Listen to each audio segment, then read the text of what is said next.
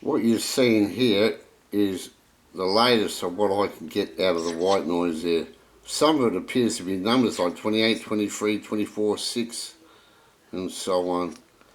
Now during the third time that I refilmed it off my computer monitor while I'm playing the double slow motion one already, it slowed it down more, but there's a part there, there's a spot in there where there appears to be not moving the same speed as all the rest. It looks like it's phasing or something.